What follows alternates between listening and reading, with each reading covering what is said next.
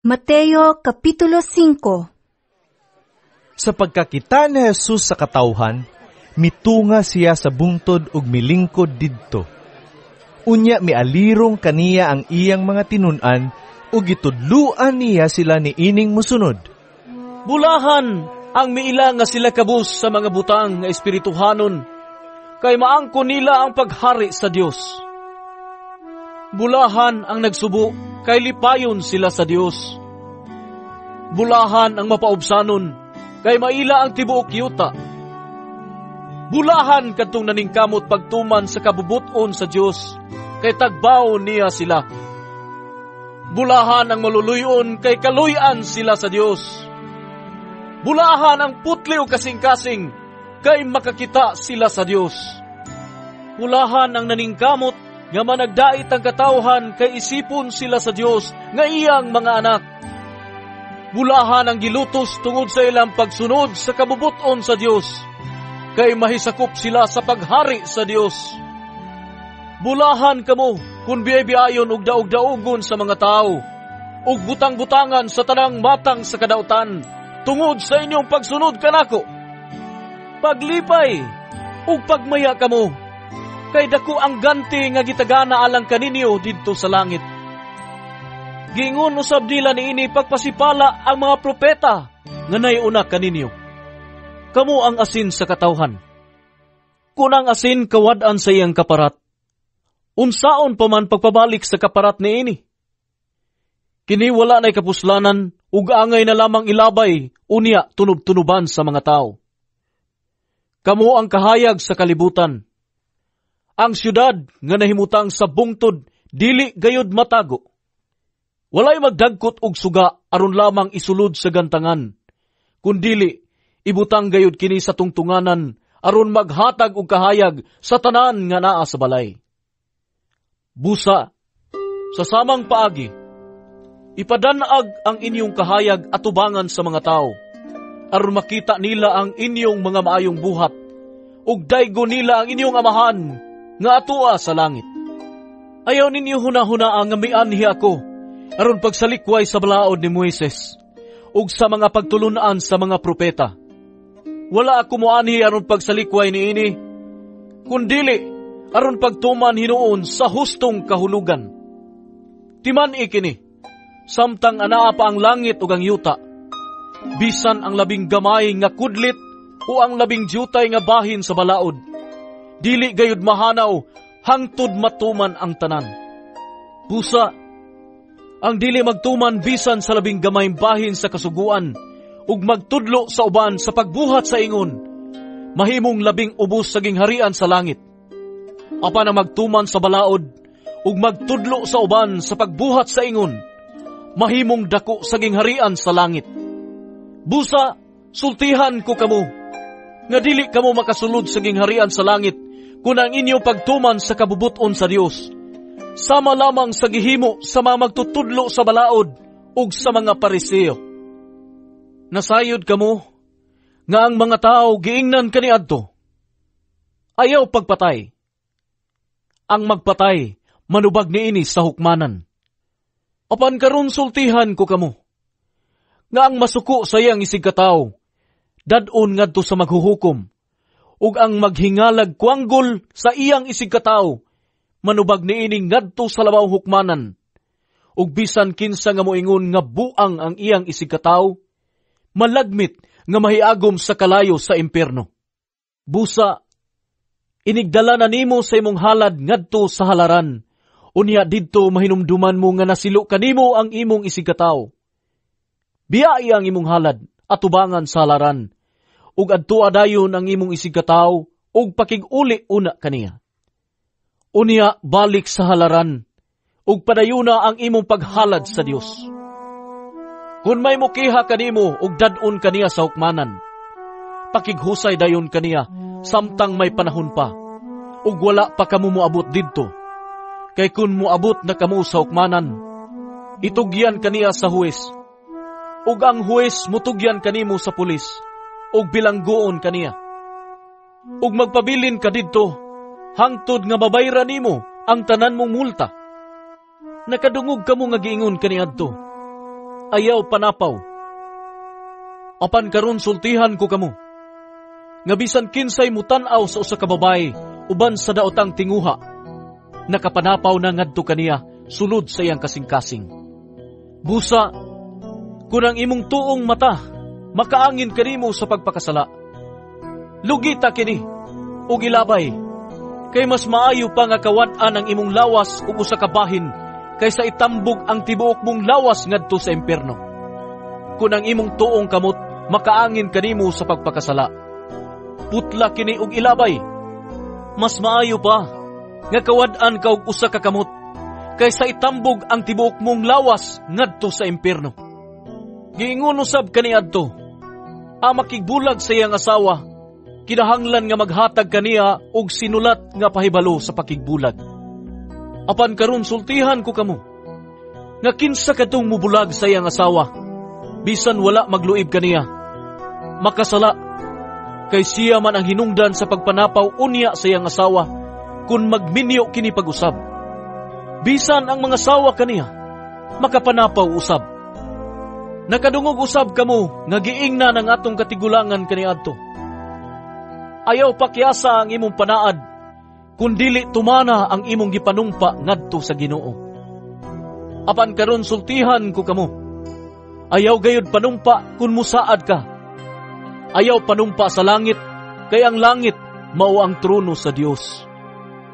O sa yuta, kay ang yuta mao ang iyang tumbanan. O sa Jerusalem, kay kini mao ang syudad sa halangdong hari.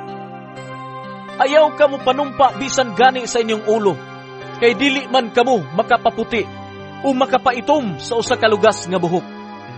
Ingna lamang oo kun oo, o dili kun dili. Kay kun may musubra pa niini, kana, gika na sayawa. Nakadungog kamo sa gingon kaniadto, mata bayrag mata, og ngipon bayrag ngipon. Apan karon sultihan ko kamo, ayaw balusi ang nagbuhat kaninyog daotan. Kung sagpaon ang imong tuong aping, ipasagpa usab ang wala. Kung may mukiha kanimo aron mailog niya ang imong sapot, nga pang ilalom, ihatag usab kaniya ang imong sapot nga pang ibabaw. Kung may mamugos sa pagpakuyog kanimo ug balik usa ka kilometro, himua kining 2 ka kilometro. Kung may muhangyo kanimo ug usa ka butang, ihatag kini kaniya ug ayaw balibari ang buot muhulam kanimo. Nakadungog kamo nga giingon kaniadto, higugmaa ang imong mga higala ug dumti ang imong mga kaaway. Apan karon sultihan ko kamo, higugmaa ang inyong mga kaaway, ug pag-ampo kamo alang sa mga tao nga nagpasipala kaninyo, aron makita nga kamo matuod nga mga anak sa inyong amahan nga atua sa langit.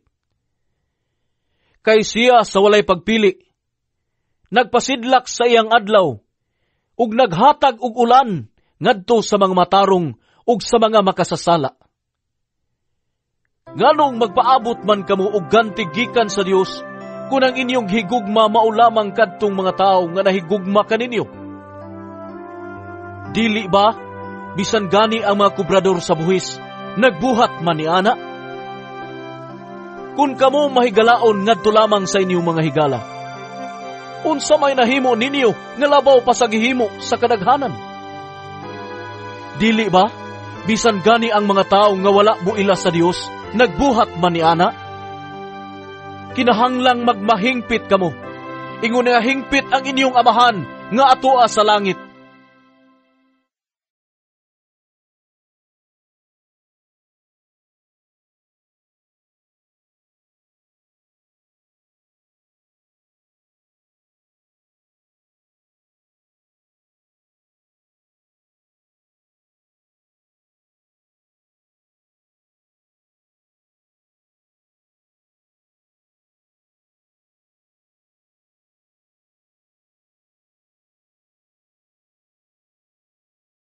Mateo Kapitulo 6. Matnguni, nga dili ninyo ipasundayag ang inyong mga maayong buhat. Kung ingnon ninyo ni ana, dili kamo makadawat og ganti gikan sa inyong amahan nga tua sa langit.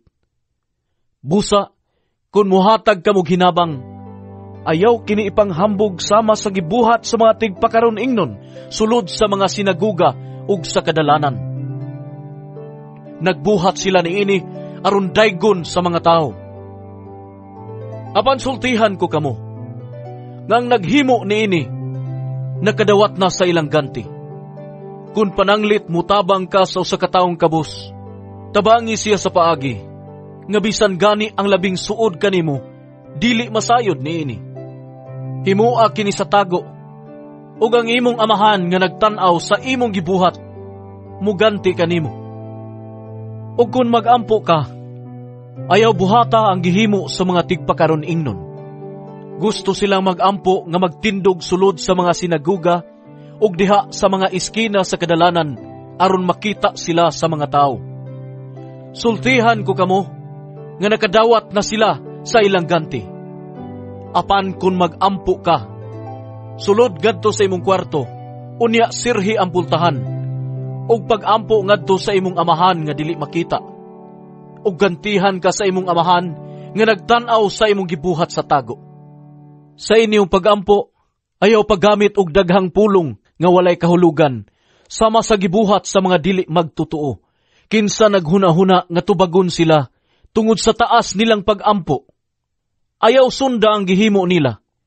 Kaya ang inyong amahan, nahibalo ng daan sa inyong gikinahanglan, bisan gani sa dili pa kamo mangayo kaniya. Busa, ing nahinuon niini pagampo. Amahan namo nga naa sa langit, balaanon ang imong ngalan. Maghari ka kanamo, ug tumanon ang imong pagbuot, dinhi sa yuta, sama nga gituman kini didto sa langit. Ihatag kanamo ang pagkaon nga among gikinahanglan karong adlaw. Ug pasaylua kami sa among mga sala, sama nga kami nagpasaylo sa mga nakasala kanamo. Ayaw kami itugyan sa pagsulay, luwas sa hinuon kami gikan sa dautan. Kay imo ang gingharian, ang gahom ug ang himaya, hangtod sa kahangturan. Kay kun inyong pasayloon ang nakasala kaninyo, pasayloon usab kamo sa inyong amahan nga atua sa langit. Apan kun dili ninyo sila pasayloon, dili usab kamo pasayloon sa inyong amahan nga atua sa langit. Sa inyong pagpuasa, ayaw ipakita nga nagsubo kamo, sama sa gibuhat sa mga tigpakaaron ingnon. Gipasundayag nila ang gutom nilang panagway, aron mailhan gayod nga nagpuasa sila. Sultihan ko kamo, nga nakadawat na sila sa ilang ganti. Kung magpuasa ka, panghilamos ug panudlay, aron walay mahibalo nga nagpuasa ka, gawa sa imong amahan nga dili makita, kinsa nagtan-aw sa imong gibuhat sa tago, ug gantihan kaniya. Ayaw kamo pagtigom og mga bahandi alang sa inyong kaugalingon dinhi sa yuta, kay tay-an lamang kini, ug kutkuton sa anay o kawaton usab sa mga kawatan. Pagtigom hinuon og mga bahandi alang sa inyong kaugalingon didto sa langit, diin walay taya ug anay nga magakutkot niini, ug walay mga kawatan nga makakawat niini. Kay hain gani ang inyong bahandi, atua usab didto ang inyong kasing-kasing. Ang mata mao'y suga sa lawas. Kung maayo ang imong mata, malukop sa kahayag ang tibuok mong lawas. Apan kung dautan ang imong mata, malukop sa kangit-ngit ang imong lawas. Busa, kung ang kahayag nga naa kanimo, kangit-ngit di ay, unsa na lang kaha ang imong kangit-ngit. Dili mahimo ngang usa ka tawo magpaulipon sa duha ka agalon, kay mahitabo gayud ngayang dumtan ang usa, ug ang usa iyang higugmaon, uunungan niya ang usa, ug ang usa iyang tamayon. Dili kamo makapaulipon sa Dios ug sa salapi. Tungod niini sultihan ko kamo. Ayaw kabalaka unsa inyong kanon ug imnon aron kamo mabuhi o sa inyong ibiste. Dili ba mas bililhon pa man ang kinabuhi kaysa pagkaon ug ang lawas kaysa biste? Tanawa ang mga langgam. Wala sila magpugas, ug mag-ani aron ilang tigumon sa kamalig. Apan giatiman sila sa inyong amahan nga atua sa langit. Dili ba? Mas bililhon pa man kamo kaysa mga langgam? Kinsa man kaninyo ang makadugang sa gitas-on sa inyong kinabuhi, pinaagi sa pagkabalaka. Ug nganong mabalaka man kamo sa inyong ibiste. Tan-awa giun sa pagtubo sa mga bulak sa kaumahan. Wala sila maghago aron makabiste. Apan sultihan ko kamo, nga bisan gani si Solomon nga dato kaayo, walay sapot nga sama katahom sa usa ni ining mga bulaka. Kung gibistihan sa Dios ang mga balili nga puhi karon, apan sa sunod adlaw sunugon ra, kamo pa kahay dili bistihan? Pagkagamay ninyong pagtuo. Busa, ayaw kamo kabalaka, kung asa kamo kanon o imnon o ibisti. Kining mga butanga mo'y gitinguha kanunay sa mga dili magtutuo. Ang inyong amahan nga tua sa langit, nasayod nga nagkinahanglan kamo ni ining mga butanga. Apan labaw sa tanan, paharian ninyo ang Dios ug pagkinabuhi kamo uyon sa iyang kabubuton. Ug ang ubang mga butang ihatag ra niya kaninyo. Busa, ayaw kabalak-i ang musunod nga adlaw, kay may kaugalingon kining suliran. Ayaw na pun-i ang suliran sa matag adlaw.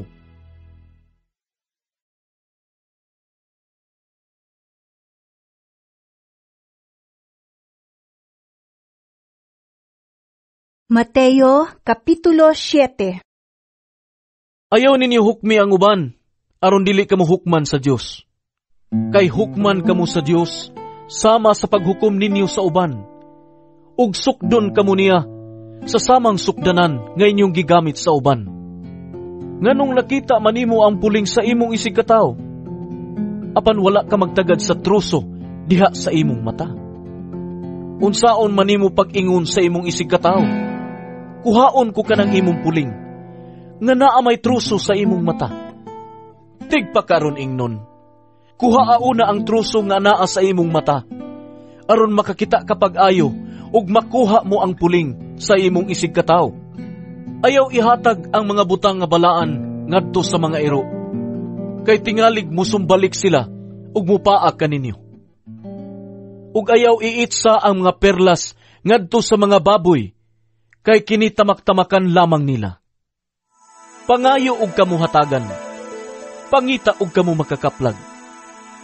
Panuktok og ang pultahan, ablihan alang kaninyo. Kay ang mangayo hatagan, ug ang mangita makakaplag, ug ang manuktok ablihan. Kamong mga amahan, hatagan ba ninyo bato ang inyong anak, kung mangayo siyag paan? O hatagan ba ninyo bitin, kung mangayo siyag isda?